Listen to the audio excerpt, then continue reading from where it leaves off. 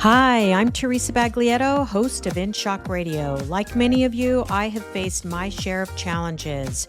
From cancer to job loss, divorce to financial hardship, you name it, I have experienced it.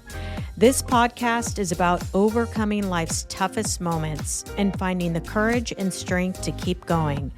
So tune in to unleash your inner strength and discover how to move forward, no matter what life throws your way.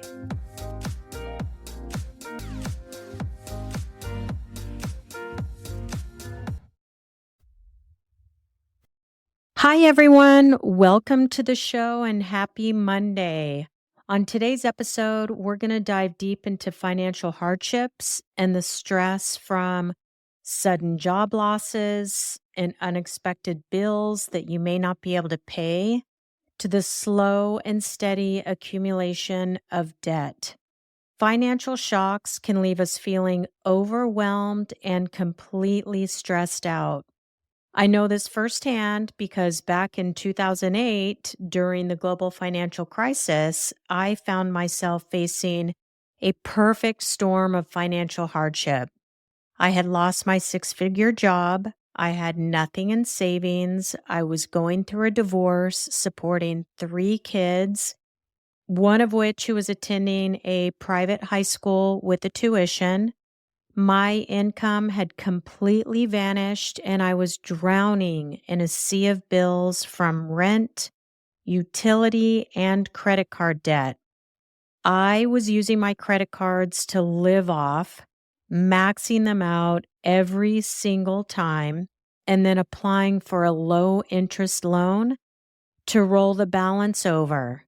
And then guess what? I would start using my fucking credit cards all over again. I dug myself into a massive hole of debt. Mostly, I was just trying to put food on the table for my kids. And I remember a time when a good friend of mine invited me over to her house to go grocery shopping in her pantry just so I could feed my kids. Imagine how tough it is when you're asking your friends for financial support. It's humiliating. I was going to thrift shops before thrifting was a trendy thing, like it is today, to buy my kids clothes and gifts. This experience was incredibly humbling, and it taught me how critical it is to have a strong financial foundation.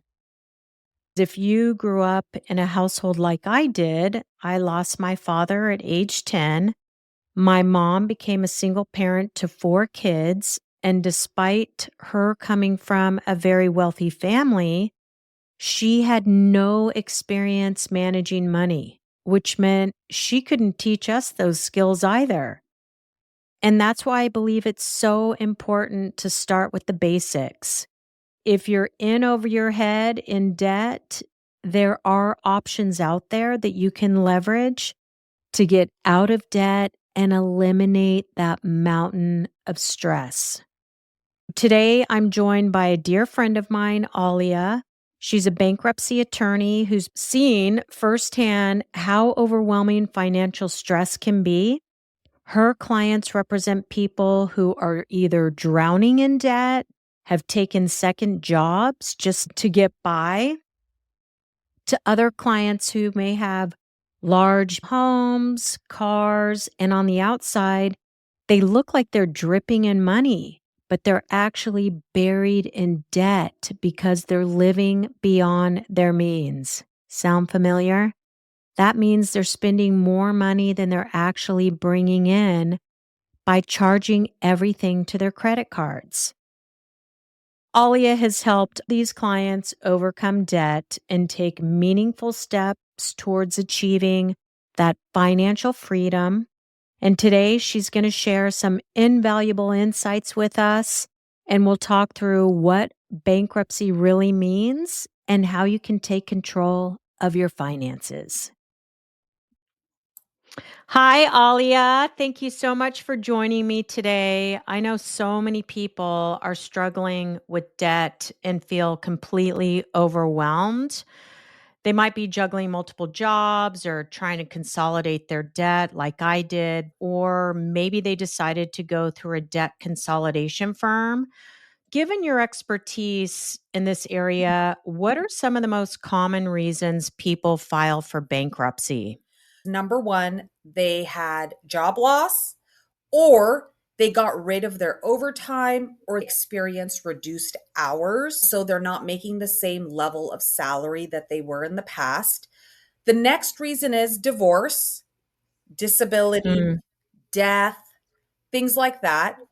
And expenses have gone up. Since the pandemic, groceries, gas, utilities, rent has all skyrocketed, and they're making the same income. So at the end of the month or at the end of the year, they have to rely on credit cards for all the other necessities that they can't pay out of their paycheck.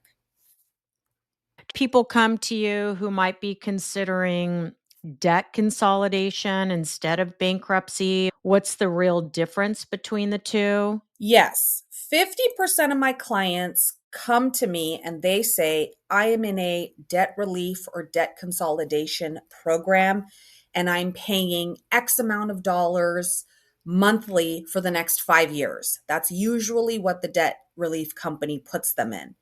However, those debt relief programs are not actually paying the creditors at all. They are putting money in a reserve and they're negotiating out with the creditors as they please. So during those times when my client is paying the debt relief program, let's just say they're paying $500 a month to the debt relief program, that debt relief program is not truly paying all these creditors. And clients come to me and say, hey, I'm being sued by this creditor, but I've been diligently making my payments. There's no actual protection in that situation. Other clients come to me and say, I'm thinking about debt consolidation, I'm thinking about debt settlement, but what's the difference between that and bankruptcy? Chapter 7 bankruptcy is one of the best relief out there. You wipe out your debt. All of your credit cards, your personal loans, medical bills, old tax debt, vehicle repossessions, payday loans, all of that gets wiped out, assuming you qualify for Chapter 7 bankruptcy. That's not the same as debt consolidation. Debt consolidation is a payment plan, and you don't wipe anything out. You're paying toward these bills that you have. Are there different kinds of bankruptcy? Chapter 7 is the favorite amongst bankruptcy attorneys, and it's the favorite amongst clients because you get to wipe Okay. everything out. And it's about a 3 month long process, depending upon the jurisdiction and state that you're in. Chapter 13 is for people who have higher income limits and more assets, or their home is in foreclosure, or their car is about to get repossessed, and they need to file a Chapter 13 to put a stop to a home foreclosure or car repossession, or the income that they make is just too high to squeeze them into a Chapter 7. Now, a Chapter Okay. 13 is better than a debt settlement or debt relief program because a Chapter 13, you are getting protection from the federal court. It's still a 5 year payment plan, but at the very Mhm. least, the trustee is making payments toward your creditors, and none of your creditors can sue you. Your tax debt, sometimes your car payment, are all consolidated into one payment to this US trustee who then pays your creditors. So it's a good option for people who make too much, who have too many assets that we can't put them into Chapter 7. But my particular favorite is Chapter 7 because it gives that true fresh start to clients. They are able to wipe out their debt. They don't have access to credit cards anymore up until the date of discharge. But in general, it gives you that fresh start by wiping out all your debt so you can then do other things like put money in a retirement account, put money in an emergency savings, put money into a 529 if they choose to do that. What if they have a car loan and they're making payments on the car loan. What happens to the car in Chapter 7? Nothing happens to the car. You get to keep your car as Okay. long as you continue to make payments. You make your payment directly to the vehicle finance company if you want to Okay. keep your car. If you look at your car in the middle of a Chapter 7 bankruptcy and you think to yourself, or you did an analysis where the car has no equity, you're a negative. So, for example, if you owe $35,000 on your car, and it's only valued at $22,000, for example, you have too much negative equity. You could walk away from your car in the Chapter 7 bankruptcy, and that entire amount would be wiped out. And after the bankruptcy is completed and your case is closed, you can go finance another vehicle. And there are lots of subprime lenders that finance to people who have bankruptcies on their credit report. But it's a misconception when people say you're going to lose your car, you're going to lose your home in a bankruptcy. Every state has specific protections for homes, cars, and other assets like household furnishings, art, jewelry, things like that. I practice exclusively in California, and California gives you a very broad range of protections. So, for example, and we could delve into this too for your home.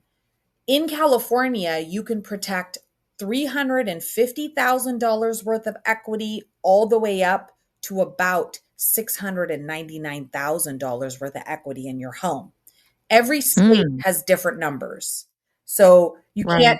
can't just say, "Oh, I'm going to be able to protect my whole house if I live in Missouri." We don't know that. You have to talk to an experienced bankruptcy attorney and ask them how much equity in their home and how much equity in their car that they can actually protect when they file for Chapter 7. There's a stigma that filing bankruptcy is bad for your credit, and that once you've filed, you never have the opportunity to get new credit, to apply for a car loan, a home loan. You touched a little bit on that. But do you find that when new clients are coming to you, that's a big concern for them? Yes, that is the first thing they ask my office. Will I ever have credit extended to me? Will I be able to finance a car? Will I ever be able to buy a home?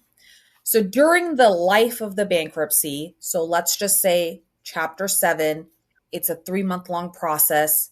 All of your credit cards that you were putting, obviously, things on, all of that becomes null and void, and all of that debt gets wiped out. Your personal loans, your credit cards, things like that.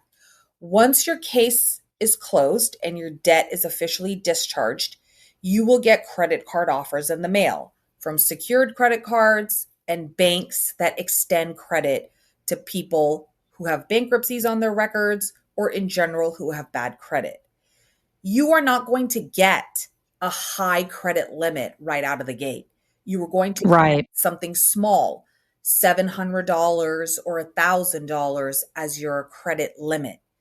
You should apply for that credit card, whether it's secured or not, and you should start using it and paying it off monthly. By the following year, your credit score will be back up to about 650. If you purchase a new car, your credit score also can be increased at a faster rate because that's considered an installment loan. You can buy a home within 2 to 4 years. So there are lots of options for people who have filed bankruptcy and they can have credit extended to them. But you are absolutely right, Teresa. That is the first question they ask, and they are very afraid that their Yeah. credit report and their credit score is going to be tanked forever, and they'll never be able to do all of these things that people want to do, like buy a home and buy a car. But it's important they actually apply for credit cards again. I know it seems counterintuitive, but in order to build your credit score back up, you have to charge on a credit card and Right. Exactly. build it back Yeah. up. That's encouraging. When somebody goes to a debt consolidation firm, doesn't that have some kind of impact on their credit? When you're part of a debt consolidation program or a debt relief program, your credit score is not rehabilitating in a positive way at all. It's still showing delinquent, late payments, non payment, because many clients think erroneously that the debt consolidation company is paying all of their creditors on a regular basis, and they are not Right. doing that. They are slowly negotiating with each creditor. So during that time, the client really has no idea. They're just making their payments to the debt consolidation company, and it's coming right out of their checking account. And they're thinking they're doing something positive by paying down their debt. When they get sued or when there's delinquent payments, your credit is taking a hit throughout that entire time until everything is paid off. Well, that could take 3 years versus a Chapter 7 bankruptcy, it takes 3 months. So, what I encourage people do is you don't have to obviously go and hire a bankruptcy attorney right out of the gate and that's it. That's your only option. What I tell people is go talk to the debt consolidation company, see what fees that are going to be secretly coming out of your payment, see how long it takes you to pay off this debt, ask them how long it takes for them to negotiate out this debt, and at the same time, get a consultation with a bankruptcy attorney in your state and ask them whether you qualify for a Chapter 7 and a Chapter 13 and make the decision that way.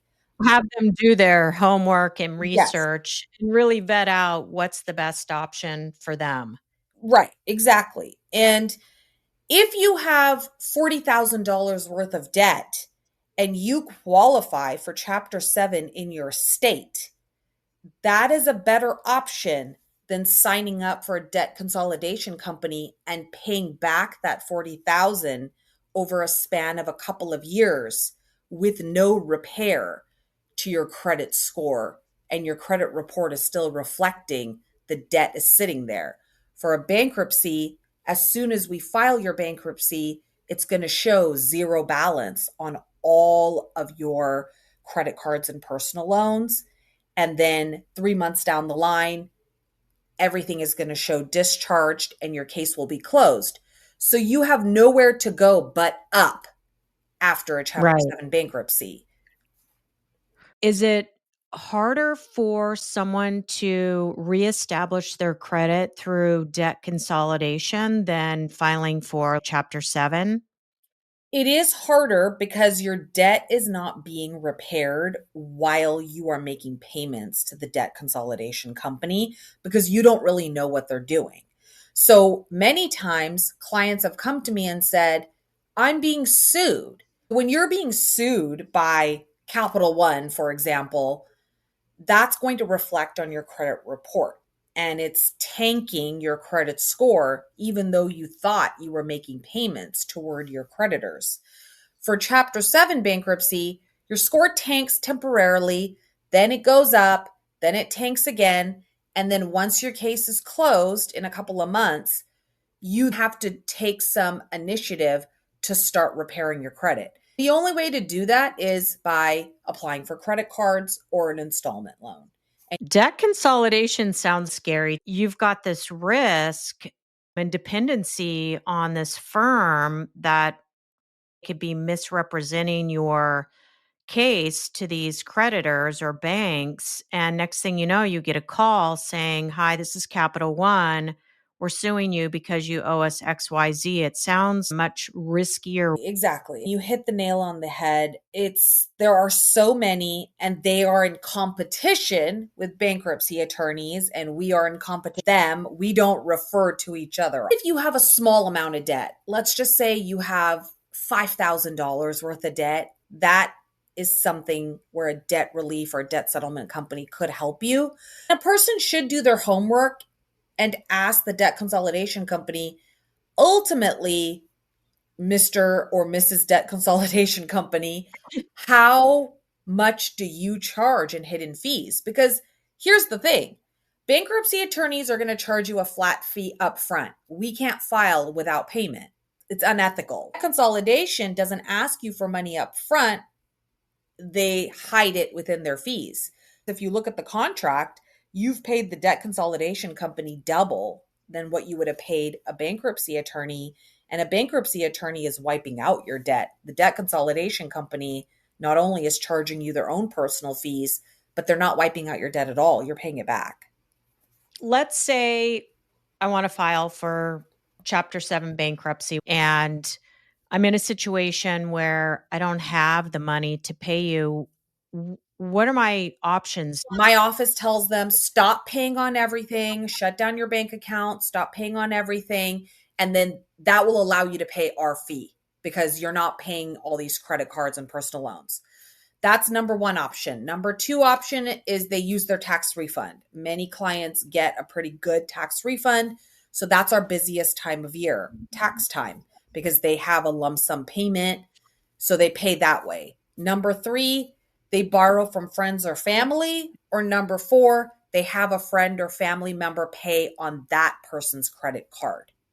So I Okay. take credit cards from grandma or Uncle Joe, but I Right. obviously can't take from the debtor or client themselves. So those Right. are four ways that people pay, and clients grumble about it. I'm not going to sugarcoat it. They hate it. They grumble. They don't want to pay a lawyer. But what I tell people in general is you really need to look at big picture. You have $60,000 worth of debt. You have to pay a bankruptcy lawyer, let's just say anywhere between $2,500 to $4,000, depending on your Mhm. jurisdiction, depending on your state. That is worth it to wipe out $60,000 worth of debt.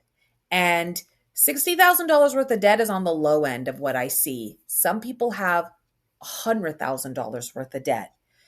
Even a person who has $30,000 worth of debt, if they have $30,000 worth of debt, they're probably making $15 an hour and they could never Mm. pay that off.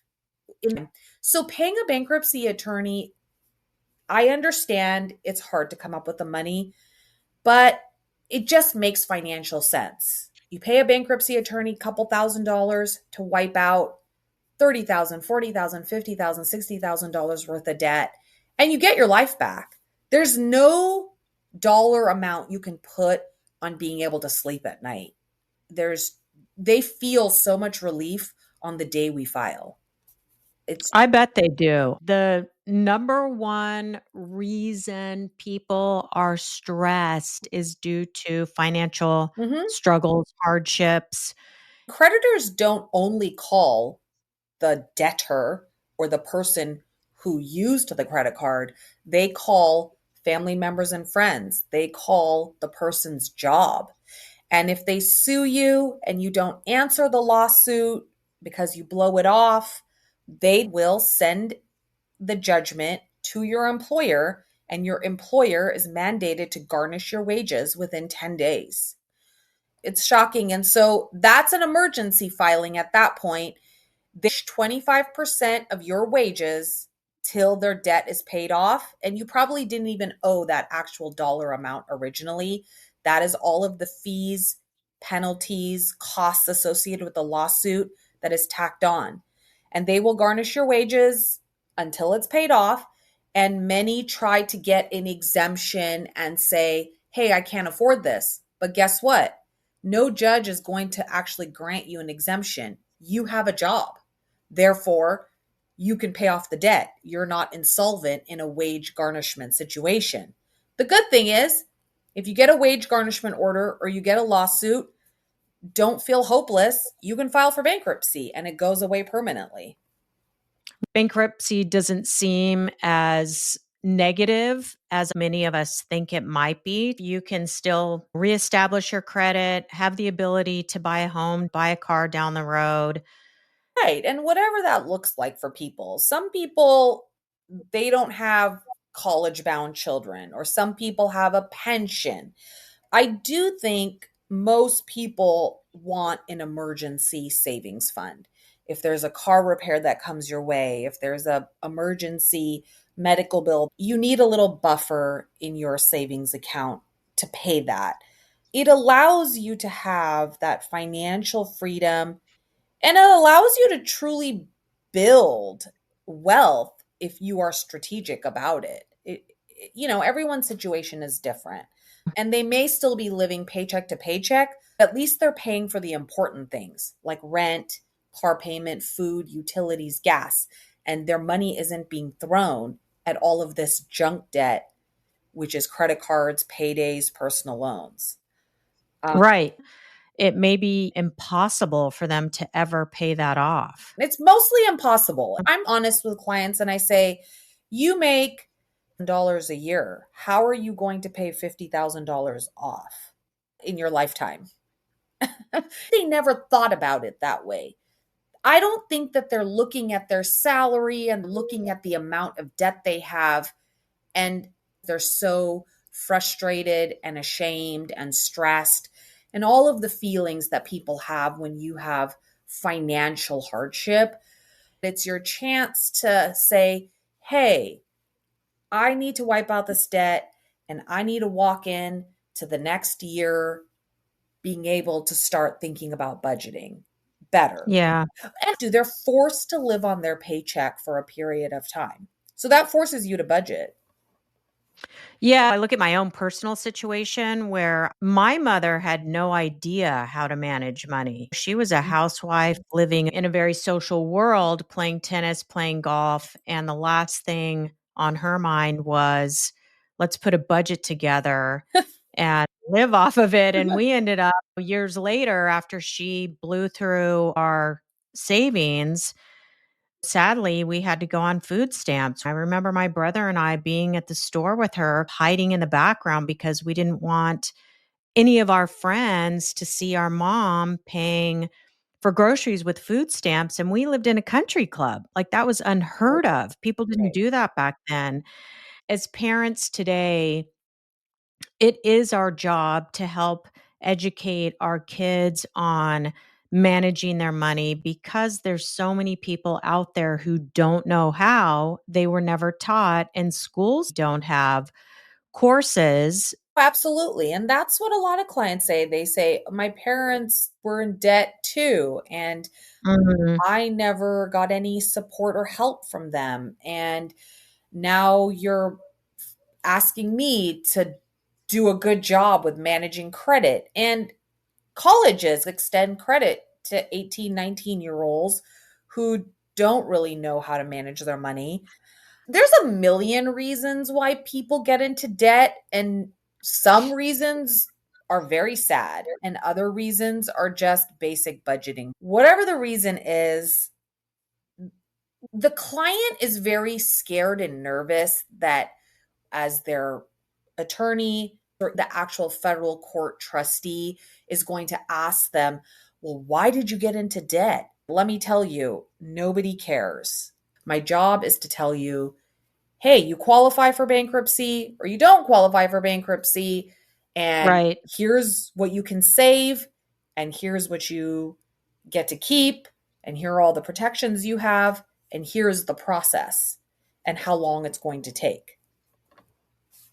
As their attorney, when they're going through this process, what is your role versus what they actually have to do? So that's a great question.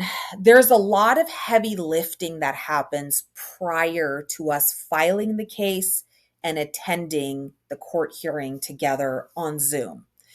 Mhm. So when they call our office, they get vetted. They have to give us information about their income, household size, assets. Then we tell them, yes, you qualify for bankruptcy. Now, these are all the documents you need.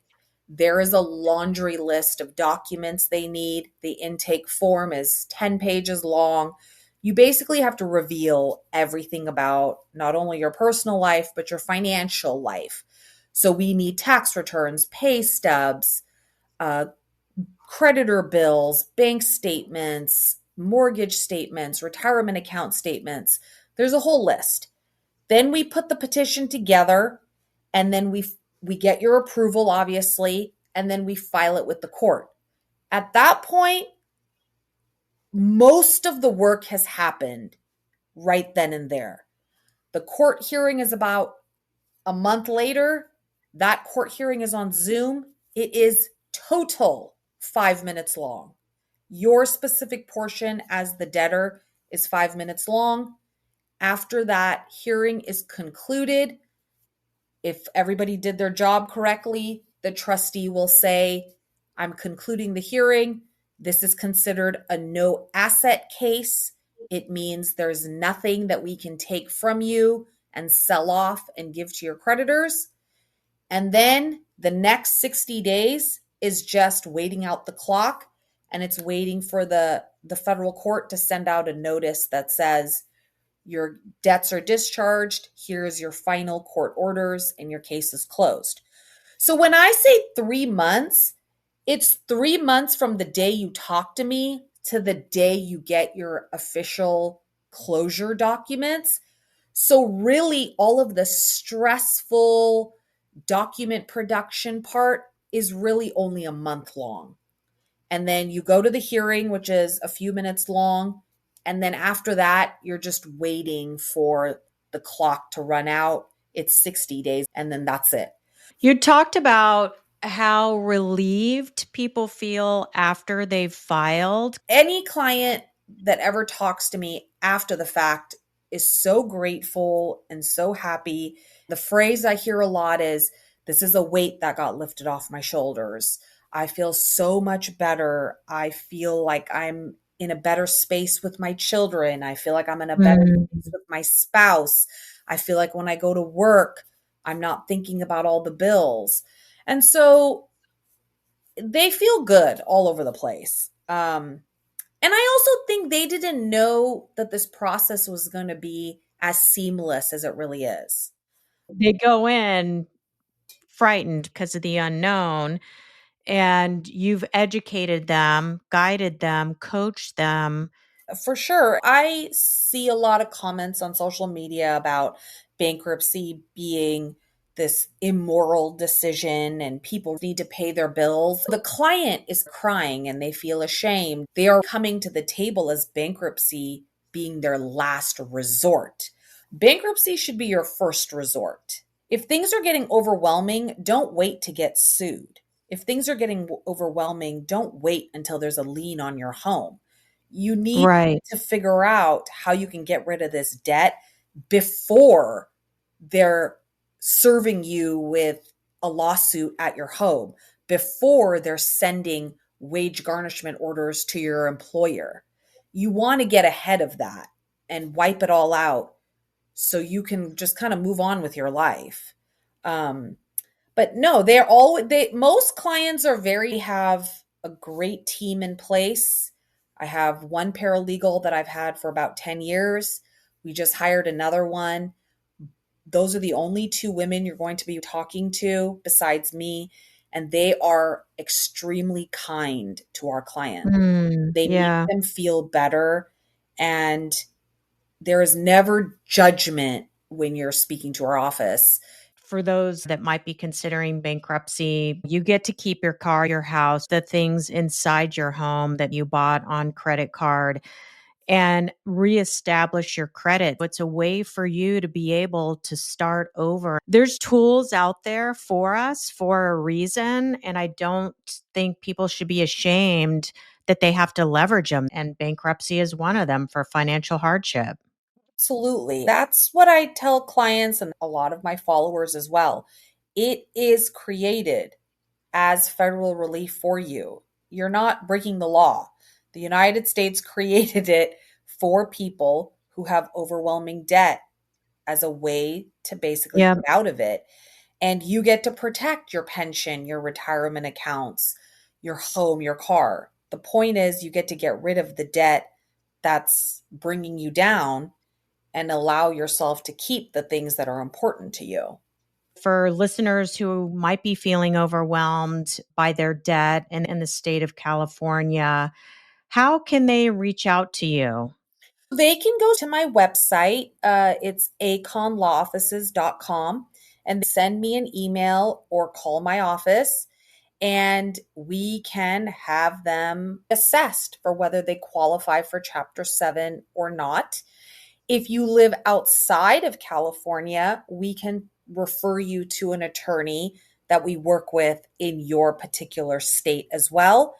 And if you just want to hear about debt, bankruptcy, you can follow me on TikTok and watch some of my videos. I am the Bankruptcy Queen, and my full name is Alia Khan. You'll be able to find me fairly quickly.